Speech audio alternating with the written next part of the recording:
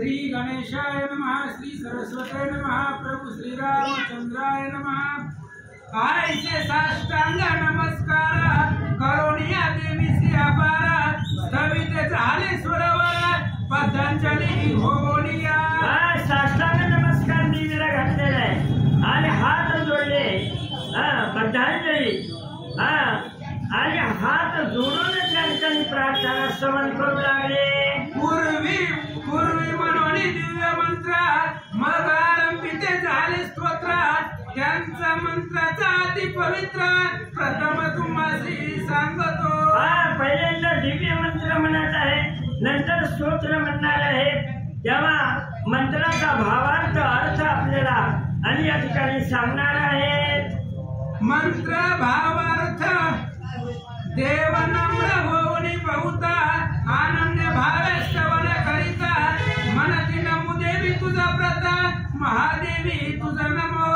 नम्रमय शरीर केलेलं आहे परमार्थामध्ये, लीनता पाहिजे। नम्रमय शरीर केलं, हे देवी हे महादेवी तुला माझा नमस्कार असो असं या ठिकाणी म्हणू लागलेलं आहे। ताईसेची शिवे तू ते जाणार, सतत असो मुझे नमना, नमो प्रकृती भद्रे तुझा लागून, सर्वनामे नमो नमो। हे शंकराची तू पत्नी आहे म्हणून सर्वश्रेष्ठ आहे, म्हणून हे तुला शिवा हे नाव आहे। म्हणून हे शिवे सर्वार्थ साधिके शरणे त्र्यंबके गौरी नारायणी नमस्ते। म्हणून हे देवी तू सर्वश्रेष्ठी आहे, आद्य प्रकृती आहे असं म्हणून त्याला नमस्कार करू लागलेला आहे। हा मंत्र प्रथम योजना करिता षोडशोपचारे पूजन, श्री जगदंबा होय प्रसन्न, भक्ता कारणे संतोष।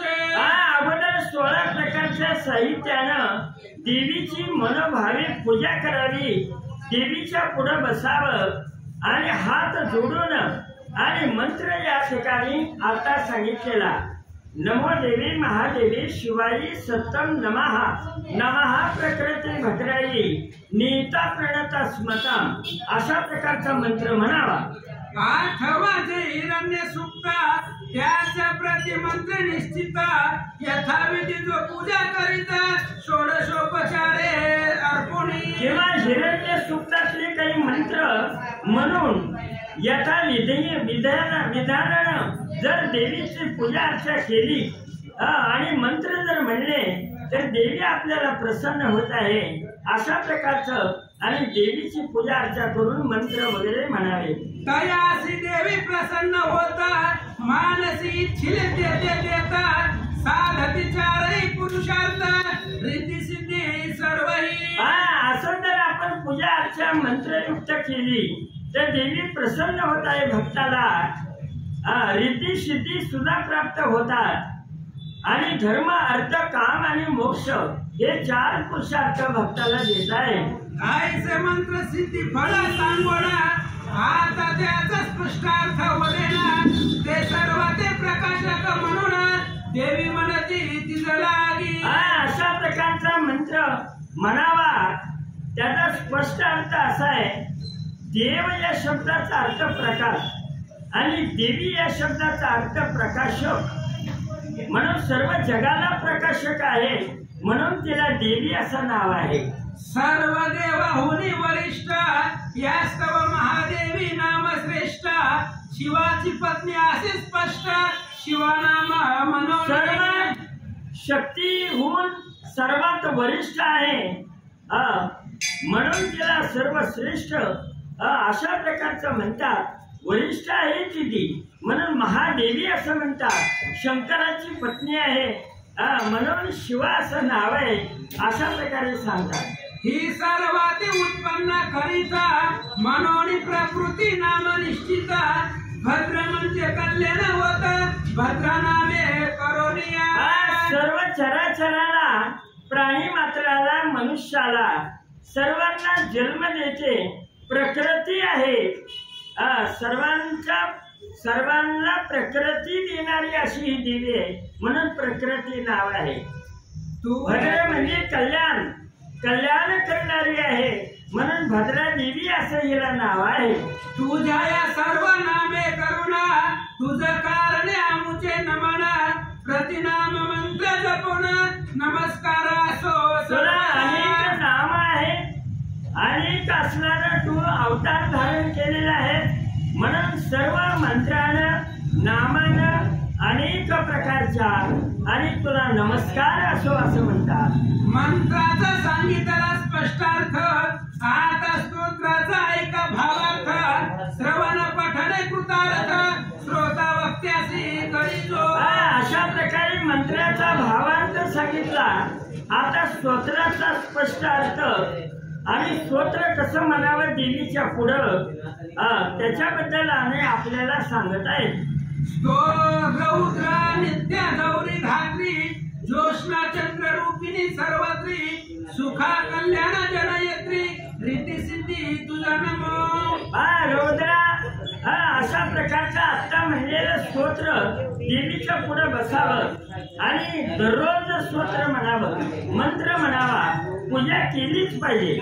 मनुष्य जन्माला आल्यावर नाही का देवांची पूजा अर्चा करणं हे अत्यंत महत्वाचं आहे आणि म्हणून देवीचा मंत्र म्हणावा, पूजा करावी, देवीचा नाममंत्र जप करावा.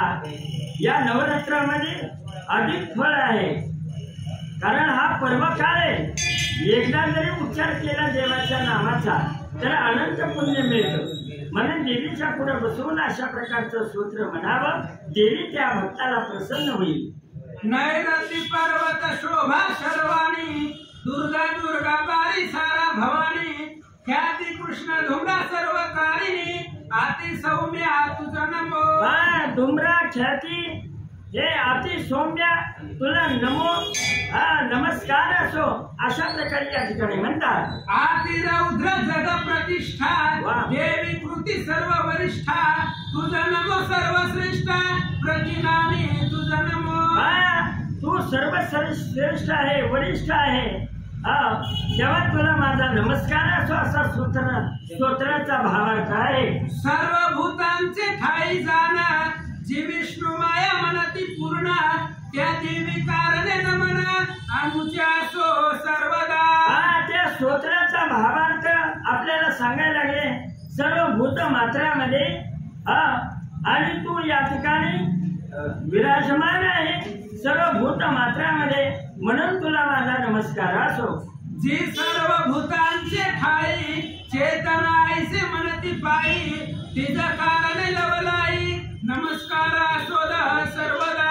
सर्व भूत मात्रामध्ये चेतना रूपानं तूच आहे आणि म्हणून तुला आणि या ठिकाणी नमस्कार असो. अशा प्रकारे देवी सर्व ठिकाणी भरलेली आहे. म्हणून चेतना आपल्याला जी मिळते ना, देवळात जावं, पूजा करावी, हे अंतर्यामीची चेतना ही देवीचं असणारं स्वरूप आहे. जी भगवंताची विष्णू माया आहे हे सुद्धा तुझं स्वरूप आहे. तुला नमस्कार असं म्हणतात.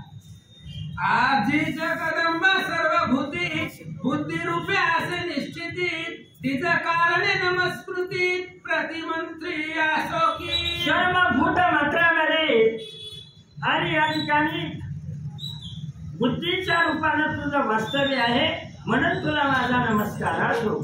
जी सर्व भूती निरंतरा, निद्रा रूपे राहिली स्थिरा, तिच कारणे नमस्कार आमुच्या शोध सर्वदा. सर्व भूत मात्रामध्ये या ठिकाणी असणारी निद्रा रूपेण संस्थिता, सर्व या देवी सर्व भूतेषु निद्रा रूपेण संस्थिता, नमस्तस्ये नमस्तस्ये नमो नमः. निद्रा रूप हे देवीचं स्वरूप आहे, तुला नमस्कार असो. जी चंडिका सर्व भूती, क्षुधा रूपे झाली राहती, त्या देवी कारणे निश्चिती, नमस्कार मुझे सर्व. सर्व भूत मात्रामध्ये क्षुधा रूपानं आणि तुझं वास्तव्य आहे, म्हणून हे देवी तुला माझा नमस्कार असो असं म्हणतात. जी सर्व भूतांचे ठाई जाणा, छाया रूपे राहिली आपण, त्या देवी प्रति नमन आमुचे असो. सर्व भूत मात्रामध्ये छाया म्हणजे सावली, आपल्या शरीराची आपल्या सोबतच आहे, शक्तीचं स्वरूप आहे, आदिमादी शक्ती आहे, निर्गुण निराकारी आहे, सर्व भूत मात्रामध्ये कार्य करत आहे शक्तीच्या रूपानं. म्हणून तुला माझा नमस्कार असो असं म्हणतात. जी सर्व भूती पाहे शक्ती रूपी राहिली आहे, तिचं कारण नमस्कार हे आमुचे असोद. सर्व भूत मात्रामध्ये शक्तीचं अधिष्ठान देवीचं अधिष्ठान आहे. म्हणून शक्ती रूपानं राहणारी इंद्रियामध्ये जी काही शक्ती आहे, म्हणून आपल्याला चालता बोलता येतं. इंद्रियाच्या ठिकाणी शक्ती रूपानं तुझं वास्तव्य, तुला माझा नमस्कार असो. जी भूती सर्व चंडिका कृष्ण रूपे असे देखा, तिचं कारण असोत का नमस्कार आमुचे. सर्व भूत मात्रामध्ये तृष्णा रूपानं किती माणसाला मिळाला तर वाढतच जातं, हे माया स्वरूप आहे. आणि म्हणून तृष्णा रूपानं तुझं वास्तव्य, तुला नमस्कार असो. जी सर्व राहिली सर्व भूती रूप धारण या शांती, नमस्कार अनेक तिचा प्रति आमुच्या असोद सर्वदा. सर्व भूत मात्रामध्ये शांती रूपानं तुझं वास्तव्य आहे, म्हणून तुला अनंत माझा नमस्कार आहे. म्हणून शांती पडते नाही सुख. येरी अवघे हे सर्व दुःख आहे, म्हणून शांती सारखं सुख नाही. म्हणून या देवी सर्व भूतेषु शांती रूपेण संस्थिता, नमस्तस्यै नमस्तस्यै नमो नमः. जी सर्व भूती सतत जाती रूपे स्थिर वर्तता, तिच्या मुचे निश्चित नमस्कार असो. सर्व भूत मात्रामध्ये जाती रूपानं तुझंच वास्तव्य आहे, तुला माझा नमस्कार असो असं म्हणतात. जी सर्व भूत मात्री जाणार लज्जा रूपे राहिली आपण, त्या देवी कारणे नमन आमुच्या असो. सर्व भूत मात्रामध्ये लज्जा रूपानं तुझं वास्तव्य आहे, म्हणून हे देवी तुला माझा नमस्कार असो. जे सर्व भूतांचे ठाई शांती रूप असे पाही, तिचं कारणे सर्वदाही नमस्कार असो. सर्व भूत मात्रामध्ये शांती रूपानं तुझं वास्तव्य आहे, तुला माझा नमस्कार असो असं म्हणतात. सर्व भूती निरंतर जी श्रद्धा रूपे असे स्थिर, त्या देवीचा नमस्कार आमुच्या असो सर्वदा. या चराचरामध्ये भूत मात्रामध्ये दया क्षमा शांती स्वरूपानं तुझं वास्तव्य आहे, म्हणून तुला माझा नमस्कार असं म्हणतात. सर्व भूती समान कांती रूपे असे जाणार, त्या देवी भगवतीचे नमन आमुच्या. सर्व भूत मात्रामध्ये कांती म्हणजे तेज, हे कांती रूप असणारं तुझं आहे देवी, म्हणून तुला नमस्कार असो. जी लक्ष्मी रूपे राहिली सर्व भूतांचे ठाई संचारली, त्या देवीचा असो वाहिली नमस्कृती. सर्व भूत मात्रामध्ये लक्ष्मी रूपानं तुझं वास्तव्य आहे, म्हणून तुला माझा नमस्कार असो. जी सर्व भूती चराचर वृत्ती रूपे असे स्थिर, तिचं कारणे नमस्कार आमुच्या असो सर्वदा. सर्व भूत मात्रामध्ये मनुष्याची वृत्ती चांगली पाहिजे, आचरण चांगलं पाहिजे, त्याच्यावर परमार्थ आहे. रावणाची वृत्ती चांगली नव्हती, म्हणून त्यानं सीतेचं हरण केलं. म्हणून वृत्ती चांगली असणं, किती जरी परमार्थ केलं, एखाद्याची वृत्ती जर चांगली नसेल तर त्याचा उपयोग नाही, सगळं व्यर्थ जातं. म्हणून वृत्ती रूपानं भूत मात्रामध्ये तुझं वास्तव्य आहे. जे सर्व भूतांचे जे सकल भूती सतत दया रूपे असे वसता, त्या देवीचा निश्चित नमन. सर्व भूत मात्रामध्ये दया रूपेण संस्थिता, नमस्तस्यै नमस्तस्यै नमो नमः. दया हे रूप देवीचं स्वरूप आहे, तिला नमस्कार असो. जी सर्व भूती पाहे तुष्टी रूपे राहिली आहे, त्या देवीचा नमन लवल आहे नमस्कृती आमुची. तुष्टता, समाधान, तृप्ती नाही का परिपूर्ण असावी लागते मनुष्याला. तृप्त भाव, तुष्टता असावी, आहे त्याचे समाधान, हे देवीचं स्वरूप आहे, म्हणून तुला नमस्कार आहे. जी सर्व भूती स्थिर राहे मातृरूपे निरंतर, तिचं कारणे नमस्कार आमुच्या असो. सर्व भूत मात्रामध्ये मात्र रूपेण संस्थिता, मात्र म्हणजे आई, आईच्या स्वरूपानं आई म्हणजे आद्य अक्षर आहे. आ म्हणजे आत्मा आणि ई म्हणजे ईश्वर. असं आईच्या शब्दामध्ये एवढी शक्ती आहे. म्हणून मातृ रूपानं आईशिवाय जन्मच नाही जगामध्ये. म्हणून भूत मात्रामध्ये मातृ रूपानं तुझं वास्तव्य आहे. तुला नमस्कार असो. सर्व इंद्रियांची अधिष्ठात्री भूत व्यास देवी जनायत्री चित्तरूपे व्यापिनी सर्वत्री तिज प्रति नमो नमः. चित्ताच्या ठिकाणी सुद्धा तुझं वास्तव्य आहे. आणि म्हणून तुला माझा नमस्कार आहे. अभिष्ट संश्रय करुणा पूर्वी देवांनी स्तविली जाणार कैसीच इंद्राने सर्व दिनी पूर्ण शिविली शुभ. अभिष्ट मनासारखं अभिष्ट फलदायक अशी तू देणारी देवी आहे. म्हणून पूर्वी इंद्रादिक देवाने सुद्धा स्तवन केलं तेव्हा देवी प्रसन्न झालेली आहे. आणि म्हणून हे स्तोत्र देवीच्या पुढं सगळे देव एकत्र येऊन हिमालय पर्वतावर देवीला हात जोडून स्तोत्र मंत्र आणि म्हणून देवीला प्रसन्न करण्याचा प्रयत्न करत आहे. ते शुभ हेतु ईश्वरी जाना करो आमचे शुभ कल्याण सर्व आपदांचे निरसन करो क्षण लागत. तेव्हा आमच्या आपदा या महिषासुर या ठिकाणी शुंभने आमचा अधिकार घेतलेला आहे. राजा इंद्राचं इंद्रपद घेतलेलं आहे. तेव्हा आता आम्ही दीन झालो. आपदा आहे कामाला संकटात सापडलेलं आहे. दुःख आहे आम्हाला देवी. तुझ्या वरदानानुसार आमचं दुःख नाहीसं कर, निवारण कर असं प्रयत्न आणि असं हात जोडून विनंती करतात. आता दैत्य प्रतापे करुणा तप्त होऊन केले नमना तरी एक क्षण येऊन सर्व दुःखे निवारी. आता आम्हाला पश्चाताप झालेला आहे. तेव्हा आता आम्ही या ठिकाणी तप्त झालेला आहे.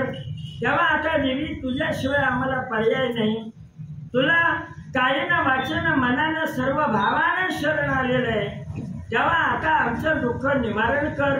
तुझ्याशिवाय कोण आहे असं देवीला प्रार्थना करू लागलेले. मेधा ऋषी मने सुरथा देव आईशे स्तविता असता जान्हवीष्णाला तत्वता पार्वती तेथे. मेधा ऋषी म्हणतात सुरत राज्याला ज्यावेळेला अशा प्रकारचं सगळे देव देवीची प्रार्थना स्तोत्र मंत्र म्हणत होते त्यावेळेला तिथं जान्हवी म्हणजे गंगेला नाव आहे. तेव्हा गंगेचं स्नान करायला पार्वती माता गौरी त्या ठिकाणी आलेली होती. ती बोलती झाली सुरांते आम्ही येते स्तविता कोणाते तो तिच्या देहापासून त्वरिते स्त्री एका उत्पन्न झाली. विचारलं सगळ्या देवाला तुम्ही कोणाचं ध्यान पूजा अर्चा मंत्र म्हणत आहे.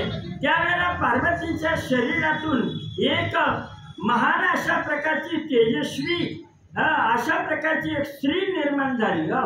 तीच महासरस्वती जाणार पार्वतीच्या देहापासून अवतार तिसरा घेऊन बोलती झाली ती येते.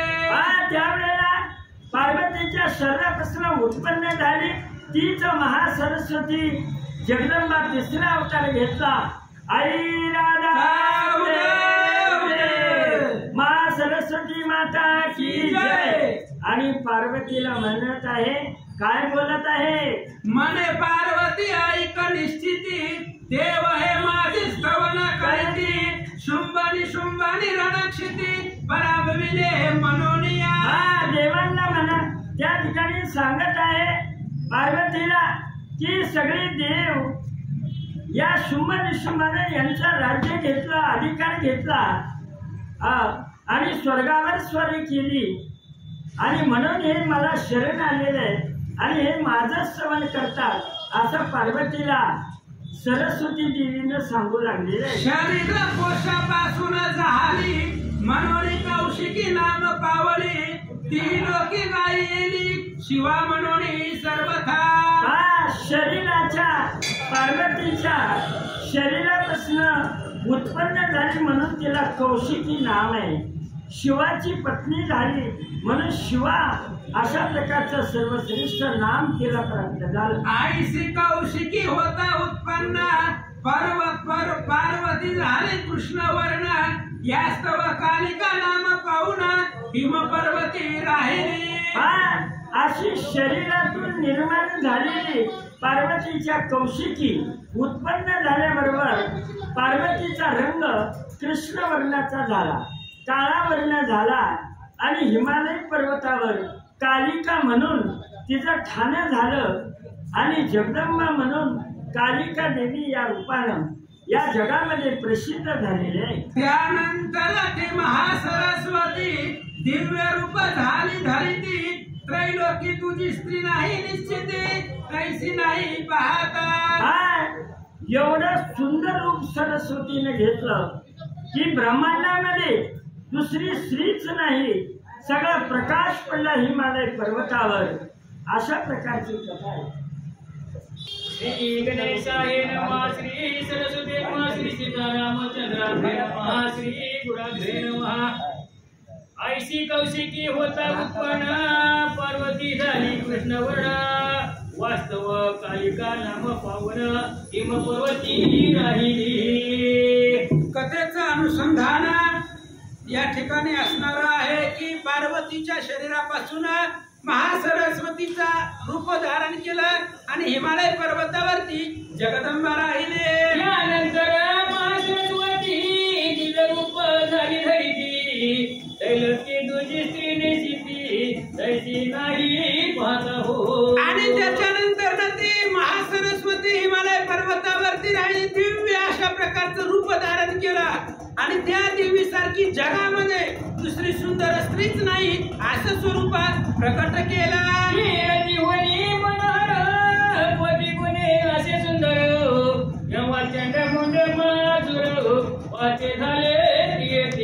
आणि ती देवी एवढी सुंदर होती तिच्यापेक्षा सुंदर जगामध्ये कोणीच नाही.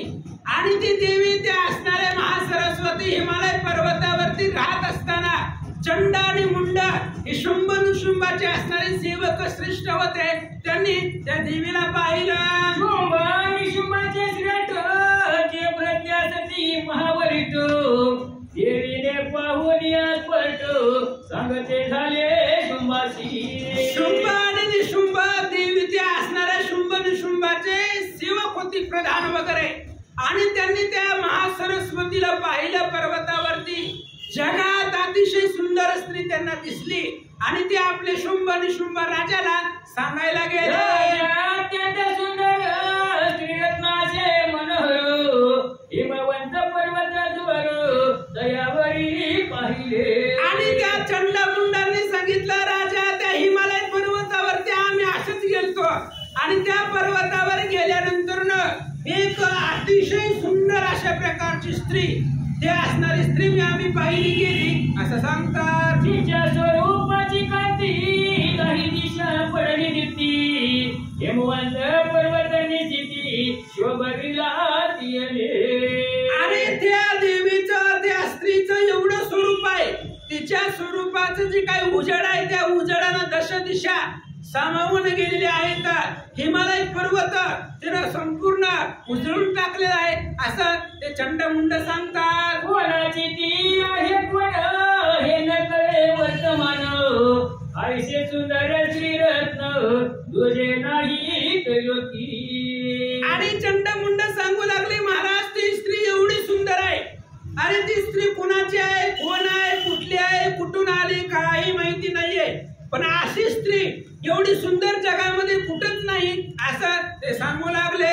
ही कोण आहे हे जाणून अवश्य देव करावे घर त्या त्रिरत्न वाचली जाण सर्व ही रत्ने वेत तुझी. अरे महाराज तुम्ही काय करा त्या स्त्री बरोबर लग्न करा, तिला ग्रहण करा, स्वीकारा. अरे त्या स्त्री एवढं रत्न तुमच्यापाशी नाही, बाकी सगळं ऐश्वर त्रैलोक्याचं ऐश्वर आहे. पण ती स्त्री आपलंच करून घ्या असं चंडमुंड बोलू लागले.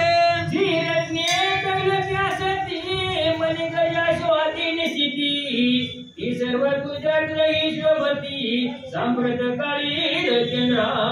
अहो राजे साहेब तुमच्या घरामध्ये जी रत्न अशी आहेत त्रैलोक्यात कुठंच नाही ती. आणि सकाळपासून संध्याकाळपर्यंत घरात पडली ती रत्न तुमच्या. त्रैलोक्याला दुर्धर अशा प्रकारची रत्न, मग हाती असेल, घोडे असतील, ते सगळं तुमच्या दारामध्ये शोभून दिसतात असं ते सांगू लागले.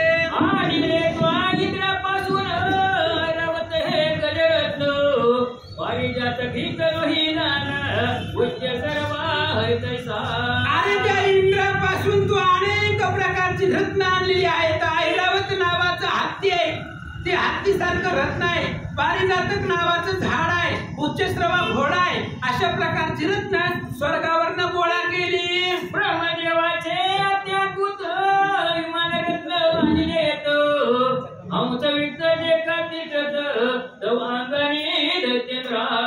अरे बाबा, तू त्या ठिकाणी अनेक प्रकारचे असणारी ब्रह्मदेवाचा विमान आणलेला आहे, जे हंसासारखं अतिशय सुंदर दिसतं. ते विमान तुमच्या घरामध्ये राहतंय ठेवलंय असं सांगू लागले. जिंकली त्वा कुबेराला महापद्म निधी आणला किंजकिनी अमलन मला दूध दिली समुद्रे. अरे त्या कुबेराबरोबर युद्ध केलं, कुबेराला जिंकलं आणि महापद्म नावाचा निधी रत्न घराला आणलेला आहे. आम्लान पुष्पमाळ आहे, जी कुबेरानं दिली, समुद्रानं दिलेली आहे, आणि ती माळा कधीही सुकत नाही. अशा प्रकारच्या माळा तुमच्या घरी आहेत. पंकजमाला शिवदिवत जी कधीच नाही सुकत सदा राहे टवटवीत तिगला घातली आपुल्या.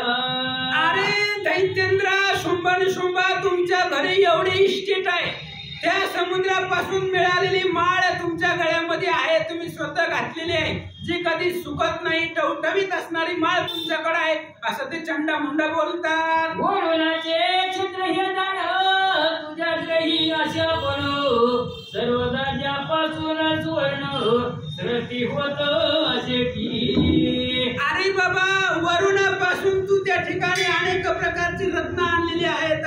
वरुणाचं छत्र आहे तुझ्या घरामध्ये आहे, ज्याच्यापासून अनेक सुवर्ण रोज त्या ठिकाणी तयार होतात. असं छत्र तुमच्या घरी आहे. दक्ष प्रजापतीचा उत्कृष्ट रथामध्ये रथश्रेष्ठ तुझ प्राप्त झाला स्पष्ट जो वरिष्ठ सर्वाहुनी. दक्ष राजा आहे आणि त्या दक्ष राजाचा रथ तुझ्या घरामध्ये आहे, जो अतिशय श्रेष्ठ आहे, आणि ते रथ तुला प्राप्त झालेला आहे असं चंडमुंड सांगतात. मूर्तीची क्रांती देणार शालिनी त्वा शक्ती दुस्तर वरुणाचा पाशे सत्वर तव बंधुने आणि शुंभ महाराज काय सांगायचंय, मृत्यूला त्या ठिकाणी उत्क्रांती देणार, मृत्यूपासून सुटका करणार आपली, अशा प्रकारचे असणारी शस्त्र अस्त्र शक्ती तुम्ही त्या ठिकाणी आणलेला आहे. वरुणाची पास आहे, ती सगळं तुमच्या भावानं आणले तर असं चंडमुंड बोलतात. समुद्री निघाले त्यांचे निकरो निशंबे आणून करो आपुल्यातही संजविया. नाना प्रकारची रत्न आहेत जी समुद्रामधून निघालेला आहे. ब्रह्मशाप इंद्रासी झाला, रत्न समूह सागरी पडला. देवी दैत्य समुद्र मंथन आरंभिला, देवी दैत्य मिळून या. त्या समुद्र मंथनामधून अनेक रत्न निघाली, ते तुमच्या भावानं गिरावून आणले. नित्य अग्नी ऐसे तेजाय मन वस्त्र हे तुझं लागून अग्नी देता झालासे. अरे बाबा, शुद्ध आणि रोज नवीन अशा प्रकारचे कधी न मळणार टवटवीत तेजस्वी अशा प्रकारचं वस्त्र अग्निदेवानं तुम्हाला दिलं. या प्रकारे देवाला सर्व रत्ने आणले घरा रत्नामध्ये ही सुंदरा घराचा हो नाहीशी. आणि चंडामुंड देवीला त्या असणाऱ्या शुंभ निशुंभाला सांगतायत, जा ती स्त्री घरला घेऊन या. अरे एवढी रत्न तुमच्या घरी आहेत आणि स्वर्गामध्ये मिळत नाही, मग ते असणार स्त्री रत्न सुद्धा तुमच्या घरी पाहिजे, म्हणून तिला घेऊन या. मेरा मने सुरता प्रती त्या मुंडांची वचन उक्ती गंभ्या कोणी निसिती काय करिता झाला हो. आणि मेधा ऋषी सुरथ राजाला सांगतायत, कारण सुरथ राजा त्याला खूप त्या ठिकाणी मोहमायेमध्ये अडकलेला होता आणि त्याच्यापासून असणारा तो मेधा ऋषींकडे गेलेला होता. आणि सगळ्याची काही देवीचं चरित्र आहे ती मेधा ऋषी सुरथाला सांगू लागलेले आहे. तर असं त्या चंडमुंडाचं बोलणं ऐकलं. ऐकल्यावर तो असणारा शुंभ दैत्य काय बोलू लागला. सुग्रीव नामे महासुर सर्वदूतापत्य चतुर याते पाठविता होय सत्वर बोलवणी आनया तिजला की. त्या शुंभ नावाच्या राक्षसाने सुग्रीव नावाचा एक दैत्य त्यांच्याकडे होता, सेवक होता, अतिशय हुशार होता. त्या सुग्रीवाला जवळ बोलवलं. त्याला सांगितलं जा त्या हिमालय पर्वतावर आणि तिथं जी स्त्री आहे त्या स्त्रीला बोध कर आणि तिला घेऊन माझ्याकडे या. शुंभ म्हणे सुग्रीवाला गुण तो हिम पर्वती जाऊन आईसे बोलती वचन जेणे वच होय आमाती. शुंभ सुग्रीवाला सांगू लागला तू जा त्या स्त्रीकडे आणि त्या स्त्रीला त्या देवीला असा बोध कर, तिला माझ्याबद्दल एवढं ऐश्वर्य वर्णन करून सांग की ती देवी आमच्याकडे आली पाहिजे असं सांगू लागला. या माझ्या वचने करुण तो की संपत्तीले असता जाण स्वयंमेव प्रीती धरून मद जवळी येईल ती. आणि तू जर त्या स्त्रीला जर आमच्याबद्दल सांगितलं, त्रिभुवनाचे मालक आहेत म्हणून सांग, सगळे इंद्राची संपत्ती घरामध्ये आहे म्हणून सांग, असं जर तू सांगितलं तर ती असणारी स्त्री आमच्याकडे पळत पळत येईल असं तो बोलू लागला. या प्रकारे उचल उत्तरी त्वकाले करवे सत्वरी ऐसे बोलणी तो जळ करी पाठविला रायने. आणि अशा प्रकारे बोलल्यानंतर सुग्रीवानं नमस्कार त्या दैत्याला केला, शुंभाला, आणि त्याचं बोलणं ऐकलं आणि त्या स्त्रीकडे निघाला. शोभिवंत हिम पर्वत सुग्रीवतेचे गेला त्वरित तेथे देवी होती निश्चित तेथे सगळ्याची पातला. आणि देवीच्या प्रकाशाने तो पर्वत शोभिवंत दिसत होता, प्रकाशमान झालेला होता. आणि त्या पर्वतावरती सुग्रीव गेला आणि गेल्याबरोबर त्या स्त्रीला, त्या देवीला, महासरस्वतीला त्या सुग्रीवाने पाहिलं.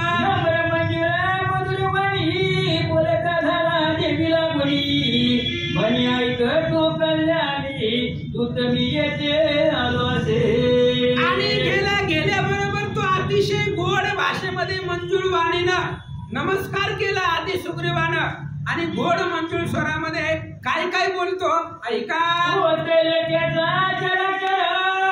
सर्व ईश्वर सोमनामा राजेश्वर त्याचा दूत असे मी. सुग्रीवाने सांगितलं ऐका, जो त्रैलोक्याला चराचराला अजिंक्य अशा प्रकारचा शुंभ सगळ्या दैत्यांचा देव आहे, तो सगळ्या दैत्याचा ईश्वर आहे, त्याचं नाव शुंभ राजा आहे आणि त्या शुंभ नावाच्या राजाचा मी दूत आहे असं सुग्रीव सांगू लागला.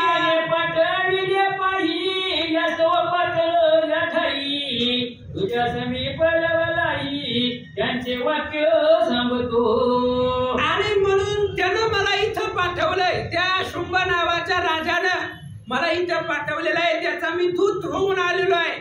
आणि म्हणून त्यानं जी सांगितलंय ती तुला सांगतो, लक्षपूर्वक ऐका. बोलीला शेवटचे ते मी सांगतो तुझं लागून देवयोनीच्या ठाई जाण माझी आज्ञा सर्वत्री. आणि तो जो बोललेला आहे त्यानं जे सांगितलेलं आहे ते मी तुला सांगतो, त्यामुळे तू लक्षपूर्वक ऐक. सगळ्या दैत्यामध्ये तू राजा आहे आणि त्याचा निरोप घेऊन आलेलो आहे असं बोलू लागला. सामाजिक जे सुरवर ते माझी असं किंकर समज माझ्या आज्ञाधर मम वचने वर्तती. आणि त्यानं सांगितलं ब्रह्मादिक देवांमध्ये मी श्रेष्ठ आहे, चंद्र सूर्य अग्नी यम सगळे ब्रह्मादिक इंद्रादिक देव माझी आज्ञा उल्लंघन करत नाही असं शुंभ राजा आहे. सकळ देव जिंकले केले क्या फुलेसे केले देव माझ्या स्वाधीन झाले यज्ञ भाग सेवी मी. अरे मी सगळ्या देवांना जिंकलोय, 33 कोटी देव माझ्या आज्ञेत आहेत आणि माझ्यापेक्षा श्रेष्ठ कोणीच नाहीये, सगळे असणारे देव लोक माझी आज्ञा पाळतात असं तो सांगू लागला. श्रेष्ठरत्न येथे माझ्या ग्रही यवन शोभते झाले सर्वही. आणि सुग्रीव त्या जगदंबेला सांगू लागला, त्या शुंभानं असं सांगितलंय या त्रैलोक्यामध्ये जेवढी रत्न आहेत, जेवढी इस्टेट आहे, सगळे आपल्या घरी आहे आणि माझ्या अंगणामध्ये लोळते आहे, असं तो बोलू लागला. गजरत्न ऐरावत सर्व जगात श्रेष्ठ निश्चित देव मिळून या समस्त उच्च सर्व अर्पिला. आणि तो म्हणले ते असणाऱ्या सगळ्या हत्तीमध्ये श्रेष्ठ जो आहे तो ऐरावत आहे. तो ऐरावत मी इंद्राकडून आणलेला आहे. पुन्हा उच्चश्रवा नावाचा घोडा आहे आणि त्या सगळ्या देवलोकांनी मला घाबरून तो उच्चश्रवा माझ्याकडे दिला, असा तो सुग्रीव सांगू लागला. देव गंधर्वाच्या ठाई सर्व दानव देवग्रही जेव रत्ने सर्वही ती माझीच असती निर्धारे. म्हणून आता सुद्धा जे देवांच्या घरी आहे, गंधर्वाच्या घरी आहे, यमाच्या घरी आहे, ते प्रत्येक रत्न आपलीच आहे. तुगा मी सांभाळायला दिली त्यांना, ती सगळं आपलेच आहे, माझ्याच नावावर आहे, असं तो बोलू लागला. रत्नामध्ये वरिष्ठ दुसरी रत्न असशी श्रेष्ठ आयुष्या मी मानितो स्पष्ट तरी आता एक करी. म्हणून सुग्रीवानं सांगितलं जगामध्ये जेवढी सगळी रत्न आहेत त्या सगळ्यामध्ये तू एक रत्न आहे आणि तू अतिशय सुंदर आहे. तुझ्या पुढे सगळी रत्न फिक्की आहेत असं मी ओळखलं शुंभानं, म्हणून मला तुझ्याकडे पाठवलंय, असं बोलू लागला. भोगते आम्ही बरवे यशवत्व आम्हाची वरावे आम्ही तुझ्या लागी सेवावे हेची एक योग्य जनी. म्हणून ऐक जगामध्ये योग्य असंच आहे. काय आम्ही रत्न भोगते आहोत, जेवढी रत्न आहेत त्या रत्नांचा भोग घेणारे आम्ही आहोत. म्हणून तू सुद्धा स्त्री एक रत्न आहे, म्हणून तू सुद्धा आमच्याकडे यावं, अशा प्रकारे शुंभानं सांगितलं. मात्या तू बंधुनी शुंभाते तुझशी योग्य सेवनाते आम्हा वाचोनी चलक्याते तुझं योग्य कोणी असे ना. सुग्रीवानं सांगितलं ऐक, तुला जो आवडेल त्याच्या बरोबर लग्न कर, आमची बळजबरी नाही. मी आवडलो शुंभ माझ्या बरोबर कर, किंवा माझा भाऊ निशुंभ आहे, आमच्या दोघांपैकी कुणी बी तुला आवडेल त्याच्या बरोबर तू त्याचा स्वीकार कर आणि ऐश्वर्याचा भोग घे, असं सुग्रीव सांगू लागला. प्रक्रमी दोघे जण तू चंचल पांगी योग्य रत्न माझ्या परिग्रहे करून सर्व ऐश्वर्य पावसी. सुग्रीव सांगू लागला त्या शुंभाचं म्हणणं असं आहे की आम्ही सगळं जगामध्ये आम्ही श्रेष्ठ आहोत, आम्ही दोघे जण पराक्रमी आहोत आणि आमच्या आधिपत्याखाली तो आमच्या दोघांपैकी एकाचा स्वीकार कर आणि त्रिभुवनाची मालकीन होशील, असं ते सांगू लागले. ऐशे जाणूनी विचार करी मजला की येऊनी वरी तो पट मैशी निर्धारी प्राणेश्वरी होशील की. अरे बाबा तू तिथं ये, हिमालय पर्वत सोड, आमच्या राजधानी नगरीला ये, माझ्या बरोबर लग्न कर आणि माझा प्राण झाल्यानंतर न पुन्हा जगामध्ये सगळं जी काही भोग आहेत ते तुला सेवन करायला मिळतील, असं तो सांगू लागला. मने सुरदादान तुझाचे ऐकुनी भाषण दुर्गा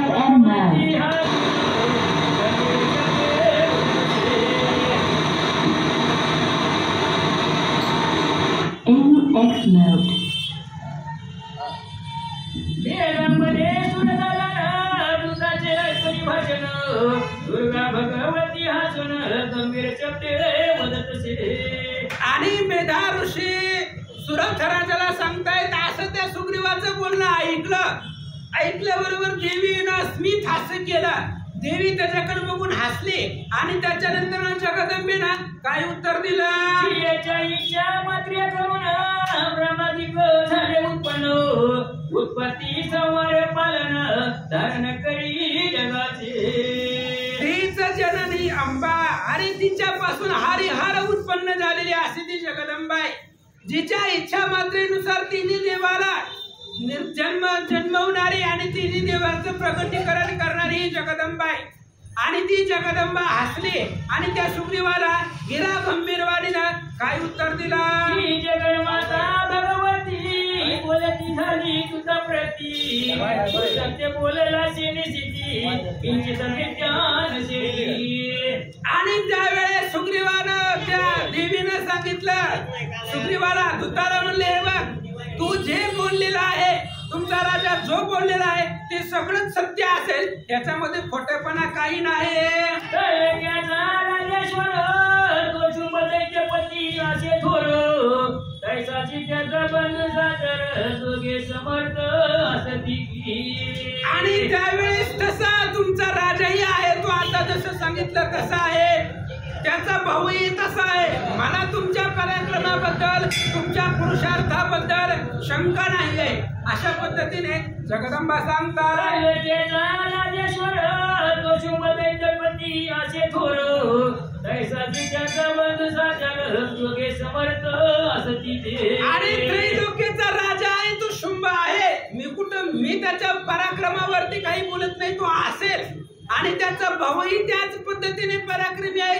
त्रिभुवनाचे तुम्ही राजा आहेत असं जगदंबा बोलतात. परंतु जरी हे मनसी पुरीत समाजले वेगेसी रत्न प्रतिनेसी करणी गुंतले असतेची. सुग्रीवा, तू यायला उशीर केलाय.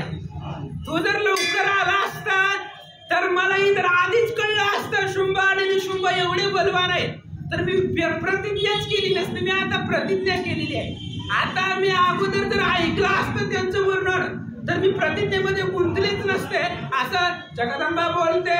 पूर्वी अल्प बुद्धी करून प्रतिज्ञा मी केली नान तुझा सांगते तुझा लागून उपाय येते सुचेना. ऐका सुग्रीवा, ऐक म्हणले मी व्यर्थ प्रतिज्ञा केली आहे. पण आता काय, प्रतिज्ञा केली म्हणल्यावर प्रतिपाळ करावा लागेल. म्हणून आता याच्याबद्दल तुला एक मधला मार्ग सांगते, ऐका. मला कीर्ती जिंकेल सत्वर त्वची करील निश्चय बरो आयुष्या प्रतिज्ञेशी साकार मिथ्या कैसे करावे. आणि जगदंबेनं महासरस्वतीनं सुग्रीवाला सांगितलं माझी प्रतिज्ञा व्यर्थ करता येत नाही.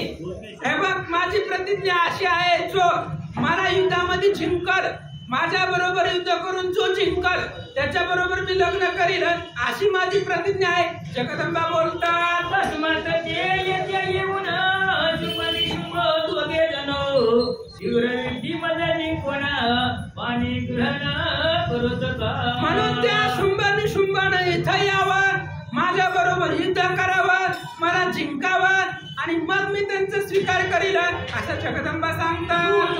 बोलायच्या डिक्याचे व्यक्त कर्म कैसी जाते मग पुढे एकही वाक्याचे बोलू नको देवी तू. सुग्रीवाला राग आला. सुग्रीवानं सांगितलं काय बोलायला लागले. अरे ती शुंभ निशुंभ कुठं, इंद्राला ब्रह्मदेवाला विष्णूला जिंकलेले त्या राजेश्वर येतात आणि त्यांच्या बरोबर तू युद्ध करायला लागले असं आता मला काय बोलू नको असं तो सुग्रीव बोलू लागला.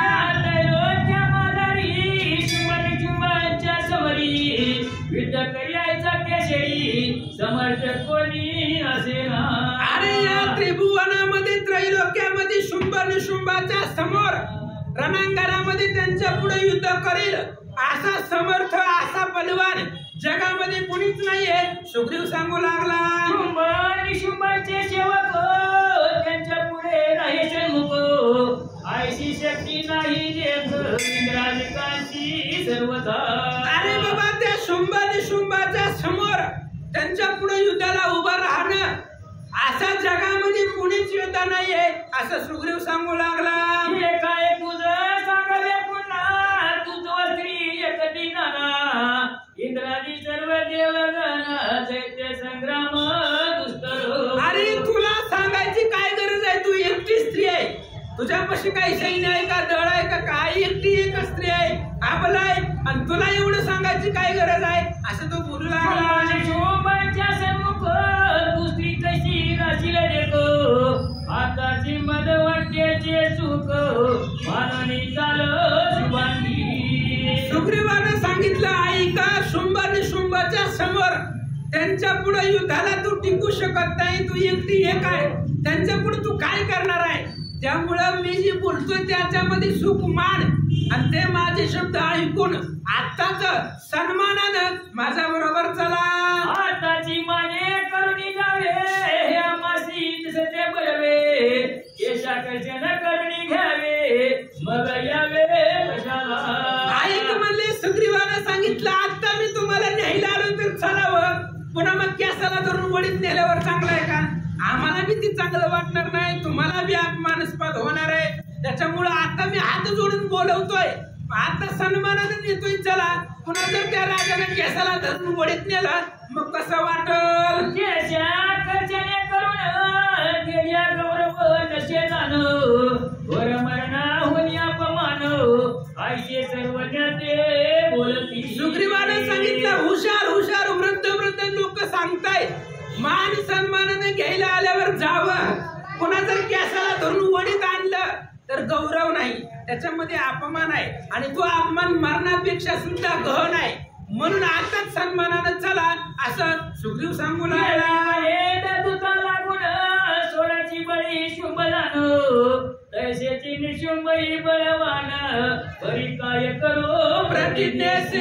देवीने सांगितलं बाबा आता मी तरी काय करणार आहे, तुमचा राजा शुंभ बलवान आहे तसाच निशुंभ सुद्धा बलवान आहे, पण मी जी प्रतिज्ञा केली आहे त्या प्रतिज्ञेचं काय करो? पूर्वी विचार करिता प्रतिज्ञा केली व्याजत होता, जे होणार ते हो आता दूता जाऊन सांगे तू. ऐक दूता त्या शुंभ निशुंभापाशी जा आणि माझी प्रतिज्ञा सांगा. आता मी केली प्रतिज्ञा, पूर्वी जर ऐकलं असतं तर प्रतिज्ञा केलीच नसते, पण आता जी केली ती केली आहे, त्यामुळे मला माझ्या प्रतिज्ञे पालन करावंच लागेल.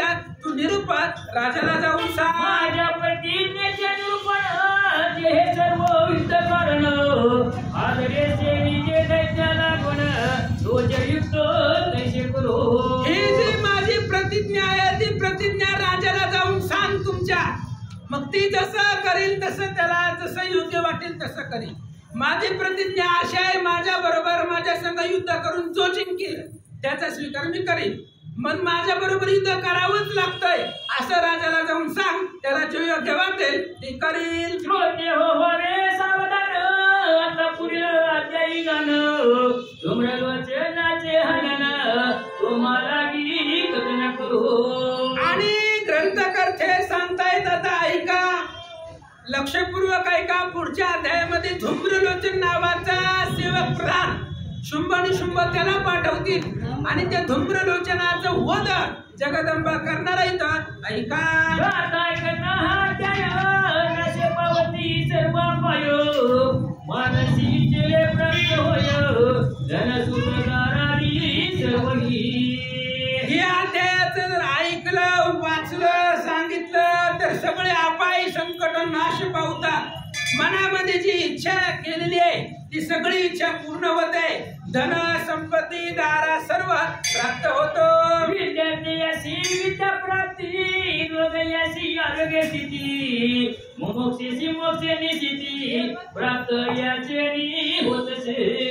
जो विद्यार्थी आहे त्याला विद्या प्राप्त होते, हृदयाला आरोग्य शरीर प्राप्त होतं आणि ज्यांना मोक्षाला जाण्याची इच्छा आहे त्यांना मोक्ष प्राप्त होतो. म्हणजे जशी ज्याची इच्छा आहे तसं त्याला प्राप्त, ही कथा ऐकल्यानंतर तसं त्याला प्राप्त होतं असं सांगतात. हे महासरस्वतीच्या ख्यान करिता झालो तुझं कथन रती अवतार उत्पत्ती लाल दूत समाजही निरोपीला. म्हणून आता ही जसं ग्रंथकर्ते सांगताय तसं भगवंतानं बुद्धी दिली त्या पद्धतीने सांगण्याचा प्रयत्न केला. महासरस्वतीचं चरित्र आहे आणि देवीच्या 9 अवतारामधला ही 3रा अवतार आहे महासरस्वतीचा. आणि या महासरस्वतीचं कथन तुमच्या पुढे सांगितलं. पुढे ऐका. वचन केले सजने पाहिजे परिशी कृपा करुणी सर्वदा. ग्रंथकर्ते सांगतात मी मनचं काहीच सांगत नाही, जसं देवीने बोलवून घेतलंय तसं मी बोललेलं आहे, तुमच्या पुढे सांगितलेलं आहे आणि तेच तुम्ही गोड मानून घ्या असं महाराज बोलतात. श्री भगवती श्री नमस्कार माझ्या तिच्या ग्रंथ करणार निमित्त राम निर्धारे. ग्रंथ करते राम हे फक्त निमित्त आहे आणि देवीने जसं वर्णन केलं तसंच मी सांगितलेलं आहे आणि त्या देवीला माझा वारंवार नमस्कार असो. आणि तिनं जसं सांगितलंय तीच ग्रंथ करणारे आहे, तिनंच बोलवून घेतलेला आहे, फक्त निमित्ताला मी आहे असं महाराज बोलतात. इति श्री मार्कंडेय पुराणे सावनिके मन्वंतरे देवी भगवती महात्मे महासरस्वत्याख्याने देवी अवतार दूत संवाद निरूपण पंचमाध्याय पुढा श्री जगदंबार्पण वस्तू कुंडली कवरधारी